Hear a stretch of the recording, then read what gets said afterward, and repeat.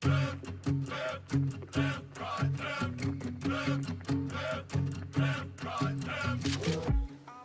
hello. I'm so glad you're here. Guess what we're going to do today? Today we're going to talk about the 30 days of cancer prayer, Cancer Prayer Wall. Doo, doo, doo, doo. I am so pleased to be able to share with you not just the how-to of putting this thing together on a wall, but really the whys. Why are we going to do this? How can this end up fitting in with your church? And what's the outcome that we're looking for being able to experience that? So let's go ahead and dive right in. We're going to start with the why. Let me give you 3 reasons why doing this cancer prayer wall is a good idea. Now, my guess is you're sitting there saying, Karen, we've got that prayer chain. It's not like we're not asking for prayer requests and not registering people to be able to do this. Why do we need to go the extra step? Well, the first reason is because this is a very individual experience, 30 days of cancer. When you really think about it, it's 30 days. Each day, the person is praying the same prayer topic as people all over the country, which is an awesome sense of community. But it isn't really this person praying with another person. So what if we could end up building over these 30 days a sense of real community right there within your church, where there started to become perhaps a paradigm shift that says, you know what? This church really is about prayer. This church really is about cancer. It's about pastoral care. It's about volunteers coming together in teams to be able to serve one another.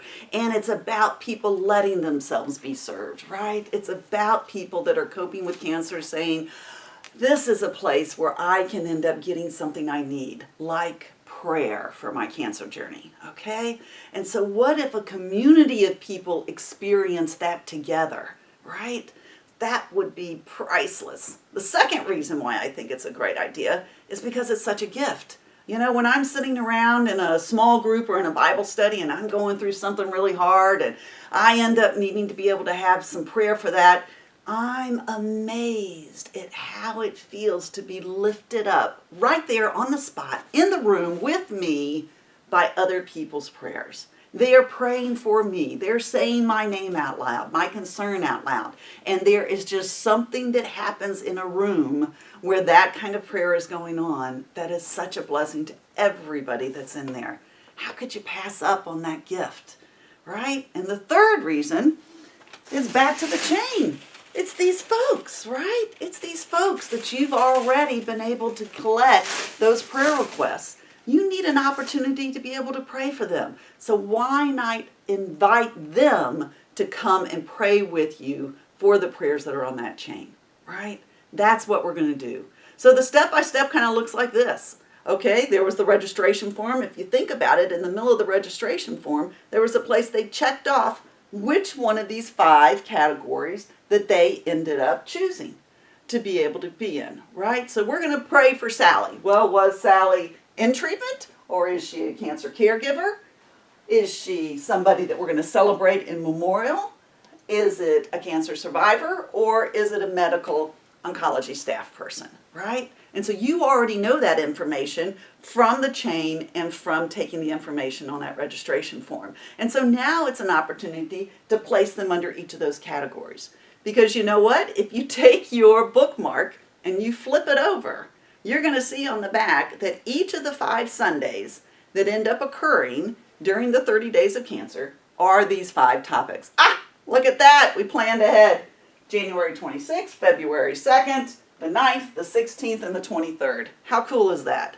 And so these are the opportunities for the prayer that everybody that is signed on has already heard that morning to come together and pray for people's specific needs in that area.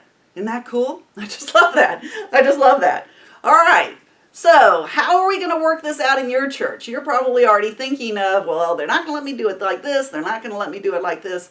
It's okay. That's why we ended up putting together this booklet, right? This booklet came in your 30-day church information packet. And so what I would love for you to do is pull it out and turn to the section that ends up having information about how to build a cancer wall. You'll see on there I gave you a lot of suggestions of ways to do this in a small way so that it's just your cancer companion team and perhaps the people that are in your group your participants to be able to be part of this experience, or you can do it in a large way and perhaps have it be part of the Sunday prayers during service. If your church ends up having community prayers that they end up praying, or perhaps praying for leadership and the president and things like that, they can just add this as being one more topic for those 5 Sundays that they do.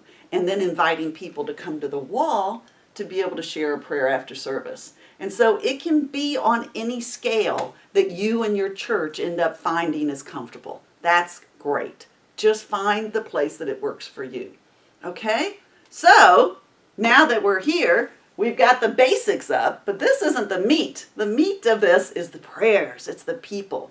What if there really got to be this sense of community and people started to bring photos and pictures and you had Post-it notes everywhere of all of these incredible opportunities to pray for people that are on their cancer walk?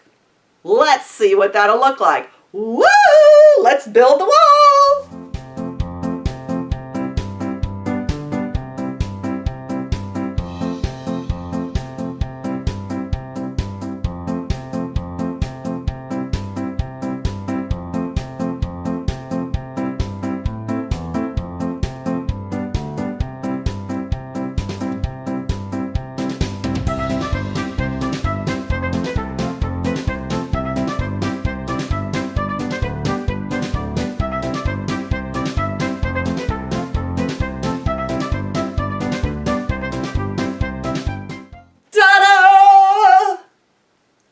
The masterpiece is finished. Isn't that fun?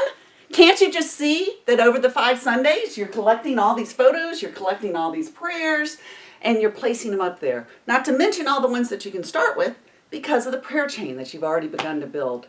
It's going to be an amazing experience. Think about it.